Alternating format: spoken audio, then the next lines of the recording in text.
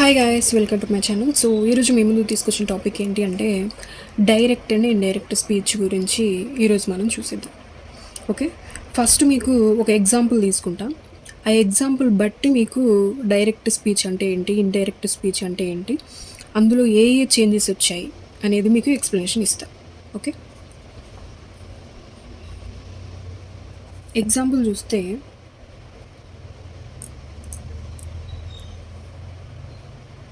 Raju said,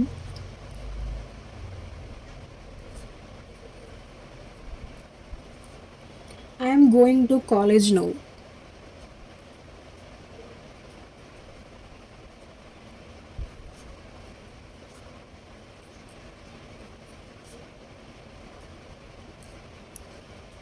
okay, ఇది direct speech. ఇది direct స్పీచ్లో ఉంది. దాన్ని ఇండైరెక్ట్ స్పీచ్లోకి మారిస్తే రాజు సెడ్ దట్.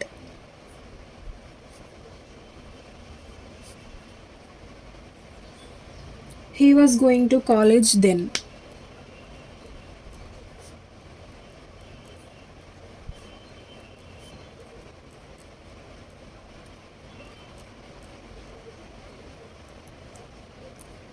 ఓకే, ఇది ఇండైరెక్ట్ స్పీచ్లో ఉంది. ఓకే, సో ఇప్పుడు చూద్దాం. డైరెక్ట్ స్పీచ్ అంటే Raju said I'm going to college now. Raju చెప్తున్నాడు ఏమని, నేను కాలేజ్కి వెళ్తున్నాను ఇప్పుడు అని చెప్తున్నాడు. ఆయన గురించి ఆయనే చెప్తున్నాడు. ప్లస్ ఈ సెంటెన్స్ ఎక్కడుంది, డబల్ కొటేషన్స్ మధ్యలో ఉంది. సో ఏ సెంటెన్స్ అయితే డబుల్ కొటేషన్స్ మధ్యలో ఉంటుందో అది మనం చూడగానే డైరెక్ట్ స్పీచ్ అని చెప్పి ఐడెంటిఫై చేయాలి. ఓకే, సో అందులో మీనింగ్ ఏంటి, ఎవరి గురించి వాళ్ళే చెప్పడం, డైరెక్ట్గా చెప్పడం. ఓకే, సో నా గురించి నేనే చెప్పడం. నేను చెప్తున్నా ఏమని, నేను ఇప్పుడు యూట్యూబ్ వీడియో చేస్తున్నాను. ఓకే, అది డైరెక్ట్ స్పీచ్. సెకండ్ సెంటెన్స్ చూసుకుంటే Raju said that he was going to college then. Raju చెప్పాడు ఏమని, అతను, హీ, ఇక్కడ రాజు నౌను, హీ అనేది ప్రొనౌన్. ఇక్కడ ఐ ప్లేస్లో ఈ వచ్చింది అనమాట, ప్రొనౌన్ వచ్చింది. Okay, so Raju said that he was going to college then. Raju చెప్పాడు ఏమని, అతను కాలేజీకి వెళ్తున్నాను అని చెప్పాడు. సో మనం అతని గురించి చెప్తున్నాం, రాజు గురించి మనం చెప్తున్నాం. సో అది ఇండైరెక్ట్ స్పీచ్ అనమాట. రాజు గురించి రాజే చెప్పడం ఏమో డైరెక్ట్ స్పీచ్, రాజు గురించి వేరే వాళ్ళు చెప్పడం అనేది ఇండైరెక్ట్ స్పీచ్ అనమాట. ఓకే, సో డైరెక్ట్ స్పీచ్లోది ఇండైరెక్ట్ స్పీచ్లోకి మార్చినప్పుడు ఏమేం చేంజెస్ వచ్చాయో మనం ఇప్పుడు చూద్దాం. ఓకే,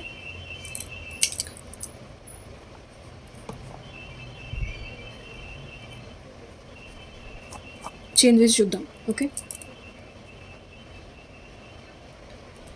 ఇక్కడ రాజు సెడ్, సెడ్ అనేది ఏంటిది, రిపోర్టింగ్ వెర్బ్ అనమాట. ఇక్కడ మీరు గుర్తుంచుకోండి, సెడ్ అనేది రిపోర్టింగ్ వెర్బ్. సో ఇండైరెక్ట్ స్పీచ్లో చూస్తే రిపోర్టింగ్ వెర్బ్ తర్వాత దట్ అనే కంజంక్షన్ వచ్చింది మనకి. ఓకే, సో ప్లస్ ఇక్కడ కామా అనేది ఉంది, రిపోర్టింగ్ వెర్బ్ తర్వాత కామా ఉంది. ఆ కామాని తీసేసి మనం దట్ అనే కంజంక్షన్ని యాడ్ చేసాం. ఓకే, సో దీన్ని ఏ విధంగా చెప్తామంటే మనం, the comma after the reporting verb said, reporting verb ఏంటి, said, is remove and suitable conjunction is added. Okay, అంటే కంజంక్షన్ వేరే కూడా ఉంటుంది సెంటెన్స్ని బట్టి, సెంటెన్స్లలో కూడా రకాలు ఉంటాయి కదా. సో ఇక్కడ మనం ఈ సెంటెన్స్ తగ్గట్టు కంజంక్షన్ వాడాం. సో ఏ సెంటెన్స్లో ఏ కంజంక్షన్ వాడాలనేది మనం నెక్స్ట్ చెప్తాం కదా టాపిక్, ఆ టాపిక్లో మీకు వస్తుంది అనమాట. ఓకే, సో కామా తీసేసి, రిపోర్టింగ్ వెర్బ్ తర్వాత ఉన్న కామా తీసేసి సూటబుల్ కంజంక్షన్ని మనం వాడాం. ఓకే,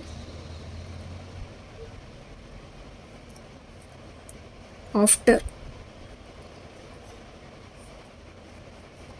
ఆఫ్టర్ రిపోర్టింగ్ వెర్బ్ తర్వాత ఉన్న కామా తీసేసాం. తీసేసి సూటబుల్ కంజంక్షన్ పెట్టాం.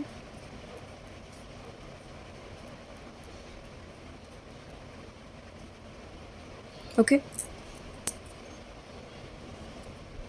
ఆఫ్టర్ రిపోర్టింగ్ వెర్బ్ కామాన్ రిమూవ్ చేసాం, తీసేసి సూటబుల్ కంజంక్షన్ పెట్టాం మనం. ఓకే, తర్వాత ఏం చేసాం, ది కొటేషన్ మార్క్స్, ఈ కొటేషన్ మార్క్స్ ఉన్నాయి కదా, సో వాటిని కూడా రిమూవ్ చేసాం. ఇది ఫస్ట్ పాయింట్ అనుకుంటే. సెకండ్ పాయింట్లో ఏం చేసాం, కొటేషన్ మార్క్స్ని కూడా రిమూవ్ చేసాం. సో నెక్స్ట్ పాయింట్లో ఏం చేసామంటే, ప్రొనౌన్ అనేది ఉంది కదా, ఇక్కడ ఐ అనేది ప్రొనౌన్. ఓకే, నౌన్కు బదులు వాడే అన్ని ప్రొనౌన్స్ అనమాట. ఐ, వి, యు, దే, ఇవన్నీ ప్రొనౌన్స్. ఓకే, సో ఈ ప్రొనౌన్ ఉంది కదా, ప్రొనౌన్ని మనం ఏ విధంగా మార్చాం, హీగా వచ్చింది. ఇక్కడ ఐ అంటే ఎవరు, రాజు. రాజు అంటే మేల్. మేల్కి మనం ఏమంటాం, అతను అంటే హీ కదా. సో ఆ విధంగా ఫస్ట్ పర్సన్ ప్రొనౌన్ కానీ సెకండ్ పర్సన్ ప్రొనౌన్ కానీ వచ్చినప్పుడు నార్మల్గా అది థర్డ్ పర్సన్గా చేంజ్ అవుతుంది. థర్డ్ పర్సన్ ప్రొనౌన్స్ ఏంటి, he, she, it. Okay, so ఆ విధంగా ఇక్కడ ప్రొనౌన్ ఈ ఐ అనేది ఫస్ట్ పర్సన్ ప్రొనౌన్ అనమాట. ఓకే, సో ఇది థర్డ్ పర్సన్ ప్రొనౌన్గా చేంజ్ అయ్యింది. ఓకే, తీసుకుంటే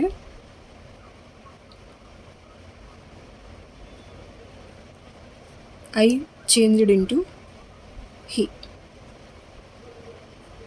ఇది ఫస్ట్ పర్సన్ ప్రొనౌన్, ఇది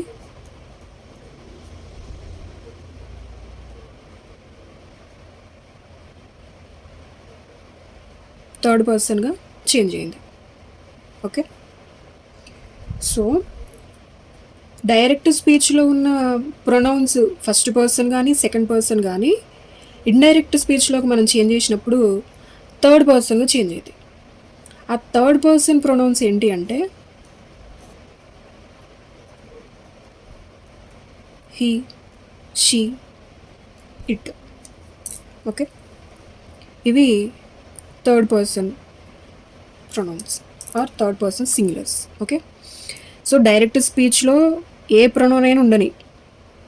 సో ఇండైరెక్ట్ స్పీచ్లోకి వచ్చేసరికి సబ్జెక్టుని బట్టి హీ రావచ్చు, షీ రావచ్చు, ఇట్ రావచ్చు. మేల్ ఉంటే హీ వస్తుంది, ఫీమేల్ ఉంటే షీ వస్తుంది. ఐటమ్స్, వస్తువుల గురించి చెప్పేటప్పుడు ఇట్ అని వస్తుంది అన్నమాట.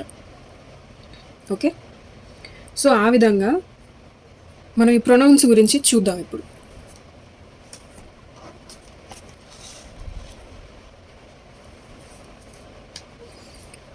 సో డైరెక్ట్ స్పీచ్లో ఉన్న ప్రొనౌన్స్ ఇండైరెక్ట్ స్పీచ్లోకి వచ్చేసరికి ఏ విధంగా మారుతాయి చూద్దాం.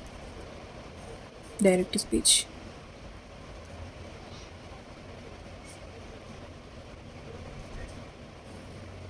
Indirect speech. ఓకే, డైరెక్ట్ స్పీచ్లో ఐ అనే ప్రొనౌన్ ఉందనుకోండి, ఇండైరెక్ట్ స్పీచ్లోకి వచ్చేసరికి అది హీ కానీ ఆర్ షీ కానీ మారుతుందన్నమాట. నెక్స్ట్ వి ఏమవుతుంది, దే అవుతుంది. తర్వాత యు ఏ విధంగా చేంజ్ అవుతుందంటే he or she or they. Okay, so next me. Direct స్పీచ్లో మీ ఉంటే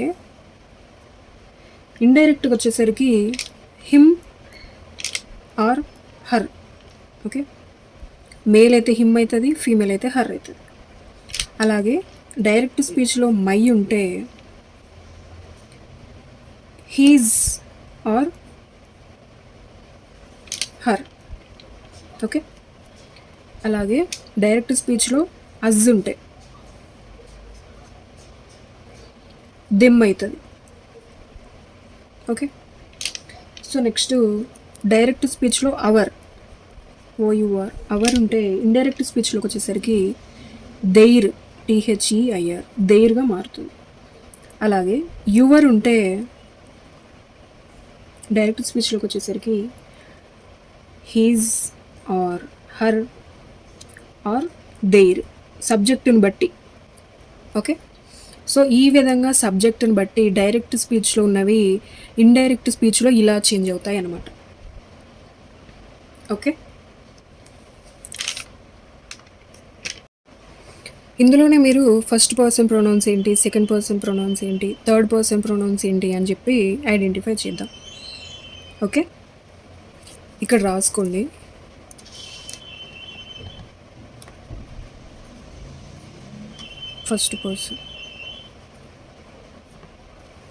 ఫస్ట్ పర్సన్ ప్రొనౌన్స్ ఏంటి అంటే ఐ,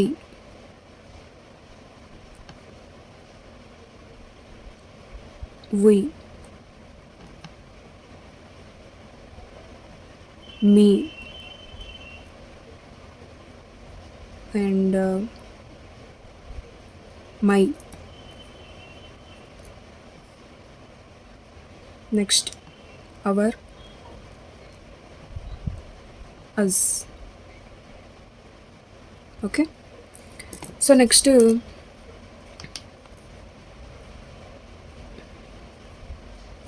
సెకండ్ పర్సన్ ప్రొనౌన్స్ ఏంటి అంటే యూ, యువర్. ఓకే. అలాగే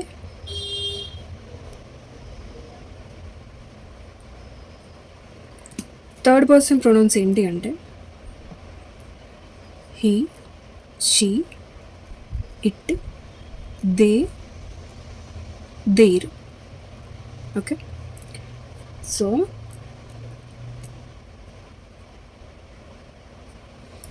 ఈ ఫస్ట్ పర్సన్ ప్రొనౌన్స్ ఎప్పుడూ కూడా సబ్జెక్ట్ పర్సన్స్, ఓకే, సబ్జెక్ట్లో వస్తాయి.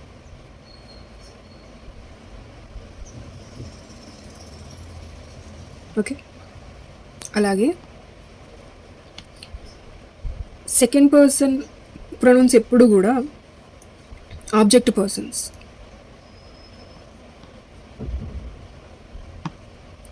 Okay.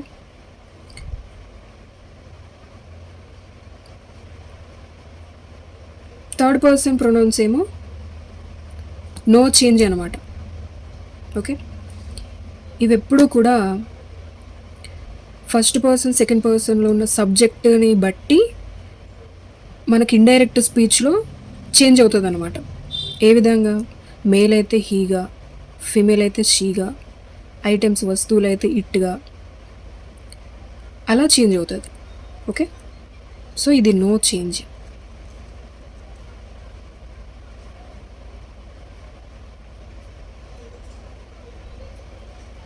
Okay.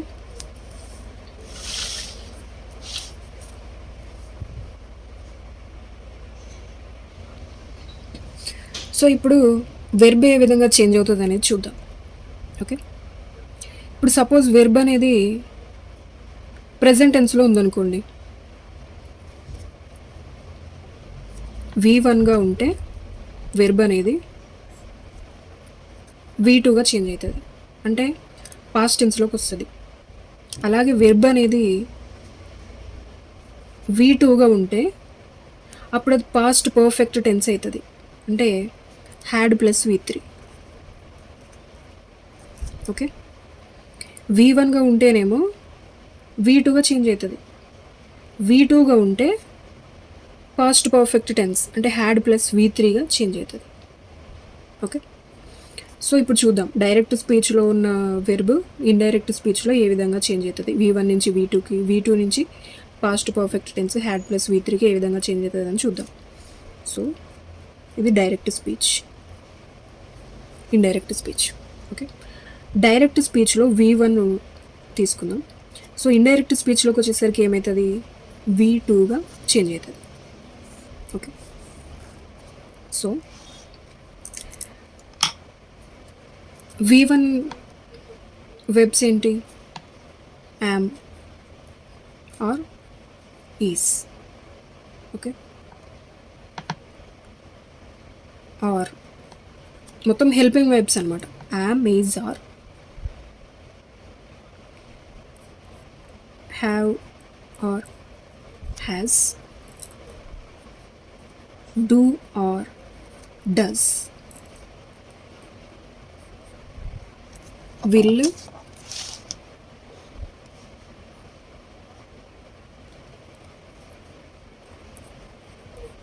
Shell, can, may. Okay, so direct స్పీచ్లో యామ్ ఆర్ ఈజ్ ఉంటే ఇండైరెక్ట్ స్పీచ్లోకి వచ్చేసరికి V2గా అంటే వాజ్ అవుతుంది. ఓకే, అలాగే ఆర్ ఉంటే ప్రెజెంట్ టెన్స్లో పాస్ట్ టెన్స్కి వచ్చేసరికి వర్ అవుతుంది.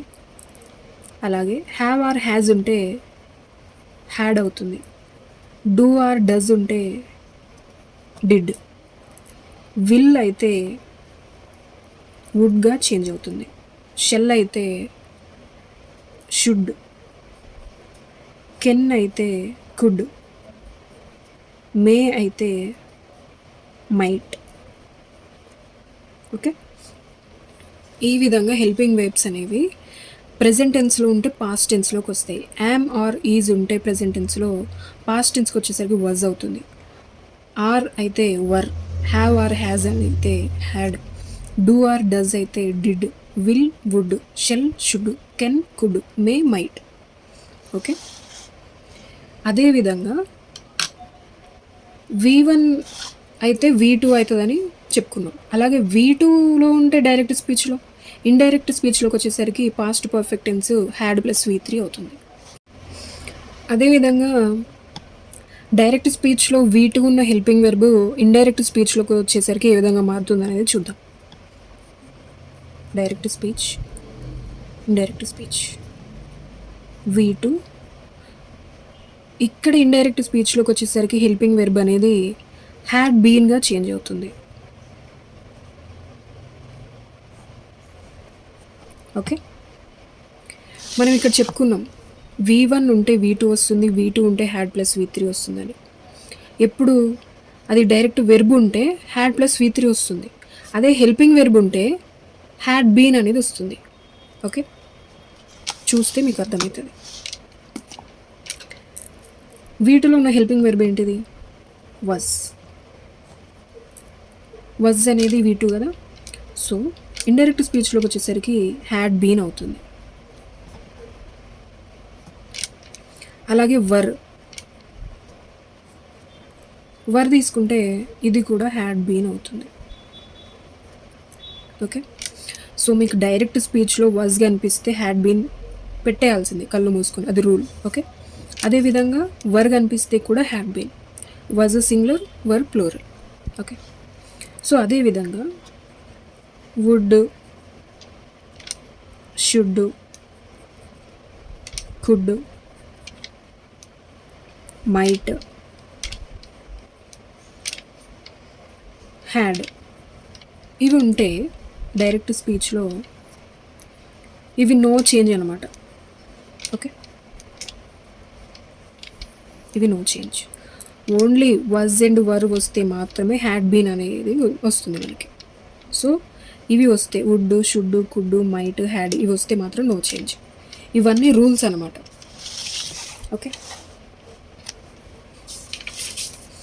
So next changes in time and ప్లేస్లో చూద్దాం. ఓకే,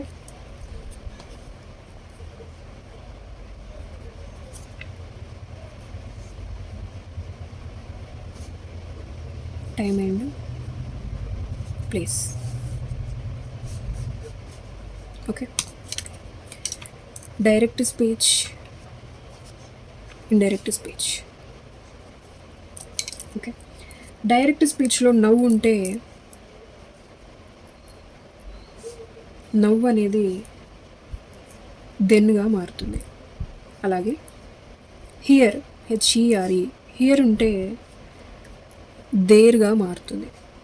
అలాగే దిస్ ఉంటే దట్ అవుతుంది. అదేవిధంగా దీస్, టీహెచ్ఈఎస్ఈ, దీస్ ఉంటే దోస్ అవుతుంది, టీహెచ్ఓఎస్ఈ. ఓకే. నెక్స్ట్ టుడే ఉంటే దట్ డే అవుతుంది. ఓకే. అలాగే టు నైట్ ఉంటే దట్ నైట్ అవుతుంది. ఓకే. అలాగే టుమారో ఉంటే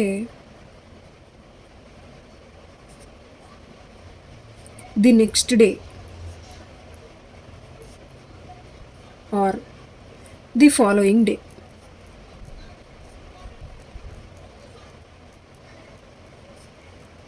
okay.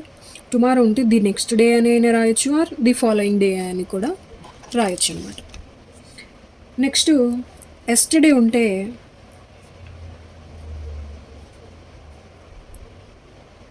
The previous day,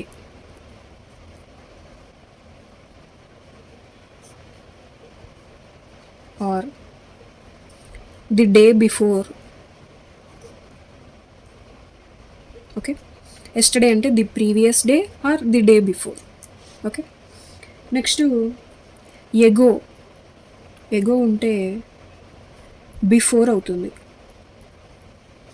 next last, last ఉంటే ది ప్రీవియస్ అవుతుంది. అలాగే నెక్స్ట్, నెక్స్ట్ ఉంటే the following. Okay. Next hence, H E N C, hence ఉంటే దెన్స్ అవుతుంది, టీహెచ్ఈఎన్సి. ఓకే. సో ఇవన్నీ కూడా రూల్స్ అనమాట. ఫస్ట్ మీరు ఈ రూల్స్ అనేవి గుర్తుంచుకుంటే ఎలాంటి సెంటెన్స్ వచ్చినా కూడా మీరు ఈజీగా డైరెక్ట్ స్పీచ్ నుంచి ఇండైరెక్ట్ స్పీచ్లోకి చేంజ్ చేయొచ్చు. ఓకే. ఫస్ట్ ఈరోజు అయితే ఈ క్లాస్ ఓన్లీ రూల్స్ వరకే చెప్తున్నాను. సో ఈ రూల్స్ అన్నీ కూడా మీరు కరెక్ట్గా ప్రిపేర్ అవ్వండి. సో నెక్స్ట్ క్లాస్లో మీకు సెంటెన్సెస్ తీసుకొని అవి రకరకాల సెంటెన్సెస్, ఏ సెంటెన్స్ వస్తే ఏ విధంగా రిపోర్టింగ్ వెర్బ్ మారుతుంది, ఏ విధంగా ప్రొనౌన్ మారుతుంది అనేవి మీకు నెక్స్ట్ క్లాస్లో చెప్తాను. అండ్ ఈ వీడియో మీకు నచ్చినట్లయితే ఒక చిన్న ఎంకరేజ్మెంట్ కోసం మన వీడియోని లైక్ చేయండి. అండ్ మీలాగే ప్రిపేర్ అయ్యే మీ ఫ్రెండ్స్కి ఈ వీడియోని షేర్ చేయండి. అండ్ మరొక యూస్ఫుల్ వీడియోతో మీ ముందుకు వస్తాను. Until then this is Renu signing off. Thank you.